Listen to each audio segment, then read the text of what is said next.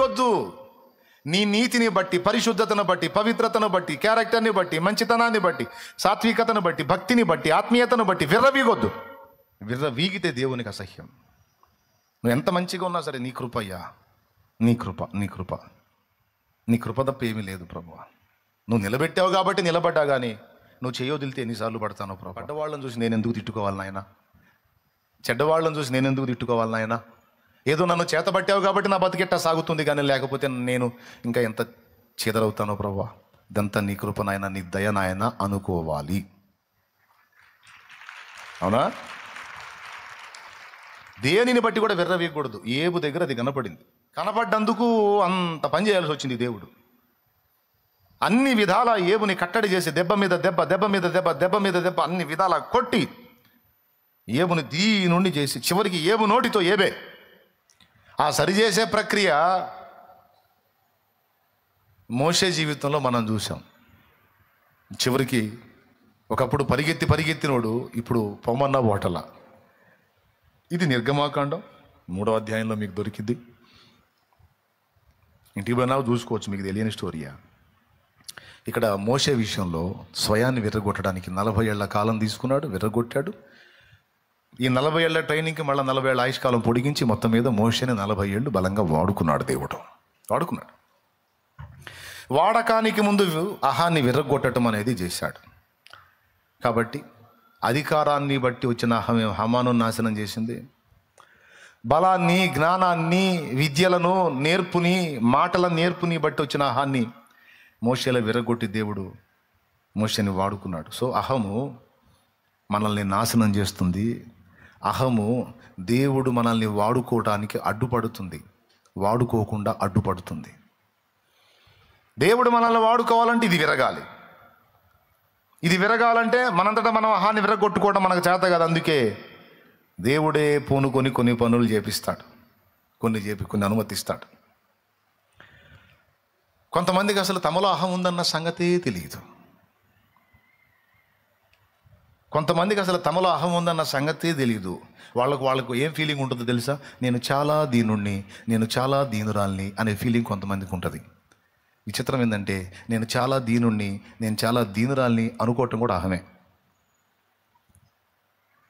ఓయ్ బాబు, ఎటు కూడా అనుకోకూడదా? మరి అది అహమే. ఈ డైలాగ్ మళ్ళీ మనలో ఉంచుకోవడం, జనంతో కూడా మాట్లాడదు. ఏమండి, నేను వాళ్ళలాగా వీళ్ళలాగా మిడిసిపడినండి, నాకు చాలా దీన మనసు అండి, చాలా తగ్గింపు అంటే అర్థమైంది. ఈ మాట చెప్తూనే ఏం ప్రదర్శిస్తున్నాడు? దీన మనస్సును గూర్చిన అహం. స్తోత్రం. అంత సున్నితంగా ఉంటుంది మరి పరిస్థితి. కాబట్టి ఇప్పుడు ఎవరైనా ఒప్పుకుంటారా? నాలో అసలు ఏ అహం లేదన్నా, నేను చాలా దీనురాల్ని, దీనుండి అన్నోళ్ళు చేతులు ఎత్తండి. అబ్బా, గ్రాండ్ సక్సెస్. క్లియర్గా అర్థమైంది మీకు నేను చెప్పింది. లేదన్నా, ఎంత కాదన్నా ఏదో ఒక పాయింట్లో నాకు ఉందన్నా, ఉందన్నా అన్నోళ్ళు చేతులు ఎత్తండి. అబ్బా, దేవునికి స్తోత్రం కలుగును గాక. హల్లెలూయా. సేవకులు ఏమంటారు? ఉందా? అది ఉంటుంది. అస్సలు లేకపోవడానికి మనం ఏమన్నా ఆదాం రక్తం కాదా? ఇది మంది ఒరిజినల్ ఆదాం బ్లడ్ మంది. మనకు లేకపోతే ఎవరికి ఉంటుంది? అందరికీ ఉంటుంది. మాసిలామణయ్య గారు అదే పాడాడు. ఆత్మార్పణ చేయకనే ఆశించితి నీ చెలిమి, అహమును ప్రేమించుదునే అరసితి ప్రభుని కలిమి. ఆత్మార్పణ చేయకనే ఆశించితి నీ చెలిమి, అహమును ప్రేమించుదునే అరసితి ప్రభుని కలిమి. ఆశా నిరాశాయే ఆవేదనెదురాయే ఆధ్యాత్మిక లేమియే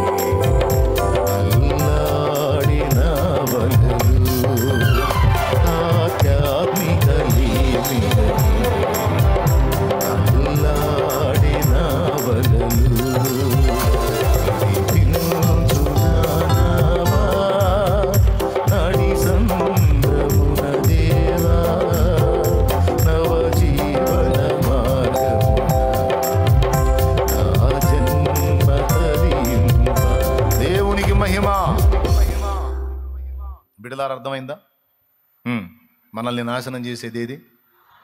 కాబట్టి అధికారాన్ని బట్టైనా, ధనాన్ని బట్టైనా, జ్ఞానాన్ని బట్టైనా, అందాన్ని బట్టైనా, బలాన్ని బట్టైనా, కులాన్ని బట్టైనా, కొంతమందికి కులం విషయంలో ఏం గర్వమో గర్వం. అది మళ్ళా అబద్ధం. కులం నిజం కాదు, మానవ కపోల కల్పితం. అది దాన్ని పట్టుకొని ఒక్కొక్కడు ఏం విర్రవీగుతున్నాడో నాయన. మళ్ళీ ఇంతసేటు విర్రవీగేవాడు బొందలగడ్డలో పోతే ఏ పుర్రి ఏ కులందో ఎవడు చెప్పలేడు. పుర్రెల మీద ఏమన్నా రాసి ఉంటుందా? మేము ఫలానా ఆసు పీస్ అని ఏముంటుందిగా. కులాన్ని బట్టి గర్వం. కొంతమంది తగులుతారు నాకు, వాళ్ళు టచ్ అయ్యారంటే ఖచ్చితంగా ఏదో ఒక టైంలో ఆ క్యాస్ట్ పేరు తెస్తారు నా దగ్గర. తేనంత వరకు ఒక రెస్పెక్ట్ తెచ్చినాక నేను జంపాడు నుంచి ఇక గజ్జోళ్ళని చూసినట్టు ఫీల్ అవుతాను నేను. గజ్జి పెట్టినట్టు చూస్తే కొంచెం చెదర పుట్టిద్ది, మనకు అట్ట పుట్టిద్ది. కానీ వాళ్ళకి అది ఎక్స్పోజ్ చేయకపోతే మనశ్శాంతి ఉండదు. అది కులాన్ని గూర్చిన గర్వం. క్రీస్తు యేసునందున్న వాళ్ళకి దాన్ని గూర్చి కూడా ఉండకూడదు, ఎందుకంటే అది ఒక పచ్చి అబద్ధం. అది అబద్ధానికి జనకుడైన సైతాను కల్పితం. కాబట్టి దాన్ని మనం లక్ష్య పెట్టకూడదు, దానికి మనం ప్రయారిటీ ఇవ్వకూడదు. అర్థమైందా? ధనాన్ని బట్టి కానీ, జ్ఞానాన్ని బట్టి కానీ, బలాన్ని బట్టి కానీ, కులాన్ని బట్టి కానీ, దేనిని బట్టి కూడా మనకు అహము తగదు, అతిశయము తగదు. మన అతిశయం ఒక్కటే. అతిశయించువాడు ప్రభువునందే అతిశయించవలెను, అంతే. క్రీస్తు యేసే మన అతిశయం. అది మీకు తెలియని పాటే ఉంది కాదు కదా, తెలుసు కదా. కాబట్టి మన అతిశయం ప్రభువే. ఇక ఆయనకు మించి ఇక దేన్ని బట్టి కూడా మన అతిశయం ఉండదు. ఒకవేళ కలిగి ఉన్నావా దాన్ని ఖచ్చితంగా విర్రగొట్టే పని దేవుడు చేస్తాడు. కులాన్ని బట్టి నువ్వు విర్రవీగావంటే కులపోళ్ళి నిన్ను థూ అనేటట్టు చేస్తాడు. ఆ కులాన్ని బట్టి మిడిసిపడవా.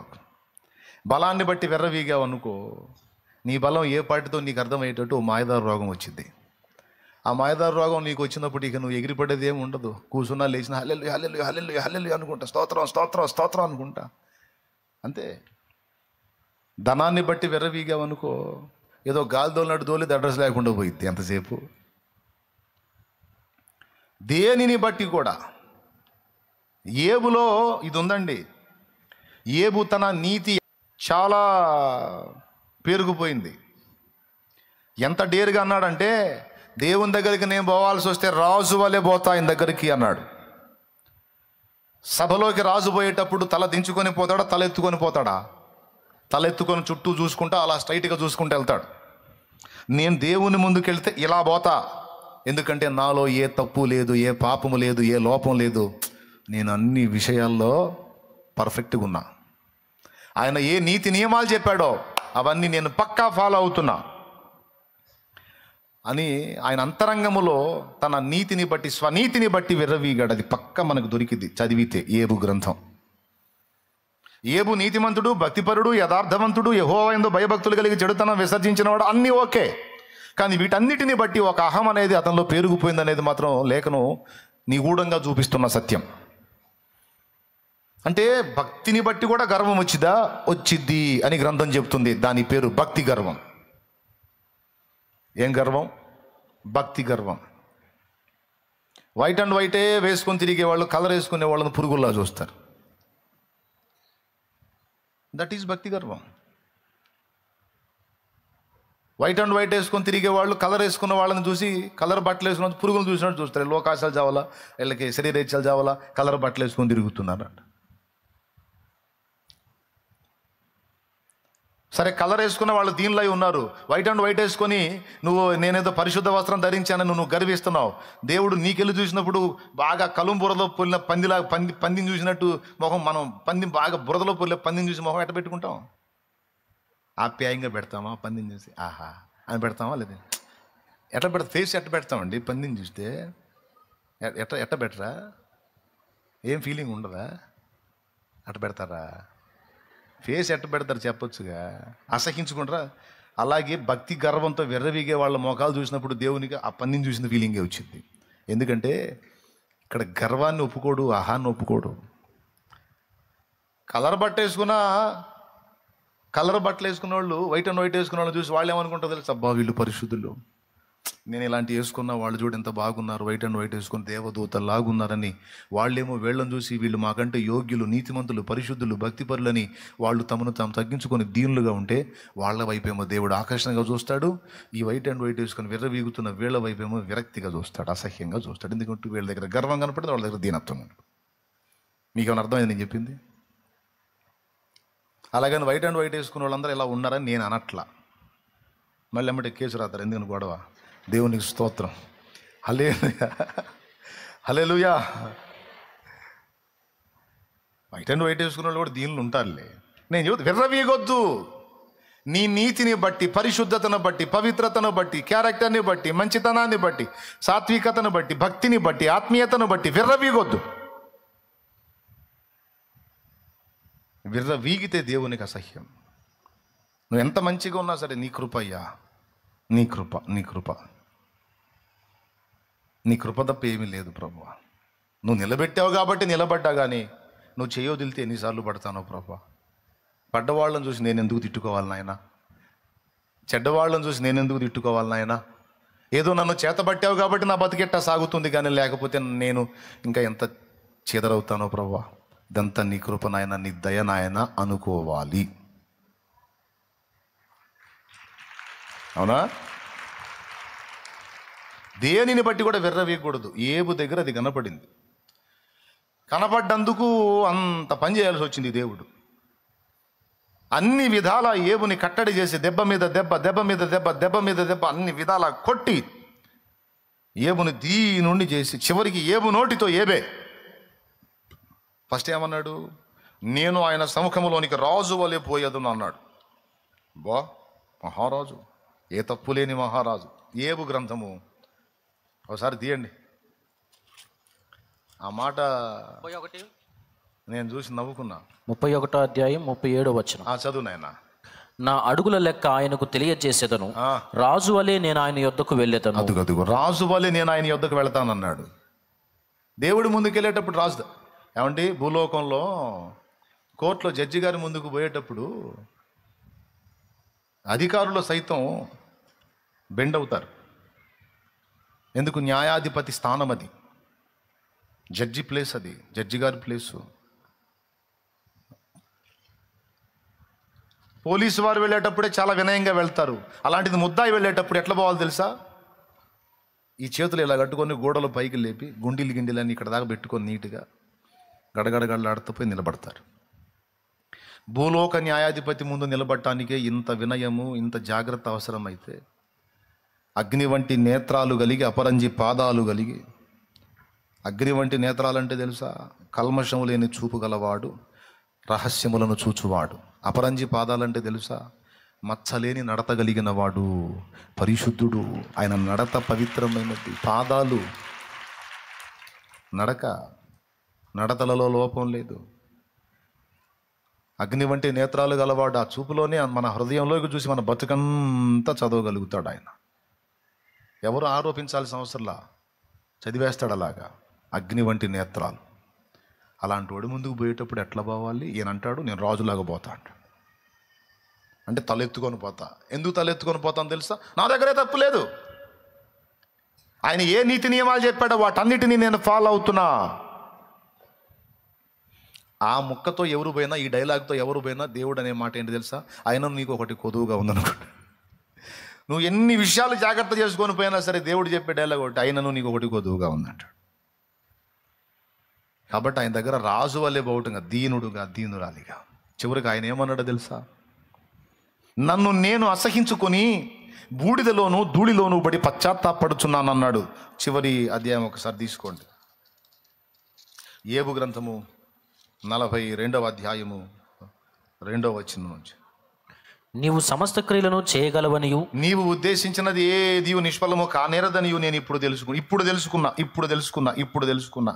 అంటే అంతకుముందు తెలియక ఏదేదో పెద్ద పెద్ద డైలాగులు వాడా, తెలియక ఏదో పెద్ద పెద్ద మాటలు మాట్లాడా, తెలియక ఏదో పెద్ద పెద్ద ఆలోచనలు చేశా. ఇప్పుడు తెలిసింది, సిగ్గొచ్చింది. చదువు. జ్ఞానము లేని మాటల చేత ఆలోచనను నిరర్ధకము చేయు వీడెవడు? అలాగున వివేచన లేని వాడనై నేను ఏమీ నెరుగక నా బుద్ధికి మించిన సంగతులను గురించి మాట్లాడి తిని. చూసా, ఒప్పుకున్నాడు. నా బుద్ధికి మించిన సంగతులను గురించి నేను మాట్లాడాను. దేన్ని బట్టి మాట్లాడాను? వివేచన లేకుండా. ఈ వివేచన దెబ్బతీసింది అహం. తర్వాత ఏమంటున్నాడు చూడు. నేను మాట్లాడగోరుచున్నాను, దయచేసి నా మాట ఆలకింపు. ఒక సంగతి నేను అడిగేదను, దాన్ని నాకు తెలియజెప్పుము. వినికిడి చేత నిన్ను కూర్చిన వార్త నేను వింటి. ఇప్పుడు నేను నిన్ను కనులారా చూచుచున్నాను. కావున నన్ను నేను అసహించుకొని ధూళిలోను బూడిదలోను పడి పశ్చాత్తాపడుచున్నాను. చూసావా, ఒప్పుకున్నాడు. అప్పుడు దేవుడు అన్నాడు, నా సేవకుడైన ఏబు పలికినట్లు మీరు నన్ను గూర్చి యుక్తమైనది పలుకలేదు గనుక. యుక్తమైన మాట, ఇన్ని మాటల్లో 42 అధ్యాయాల్లో యుక్తమైన మాటను పట్టుకున్నాడు దేవుడు. ఇదమ్మా డైలాగు, ఇదమ్మా ఉండాల్సింది. ఏంటమ్మా ఉండాల్సింది?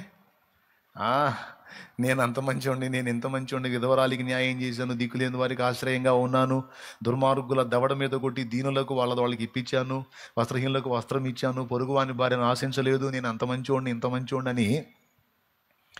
నిజంగా అన్నీ మంచియే, దేవుడు మెచ్చేవే, అవన్నీ గొప్పవే.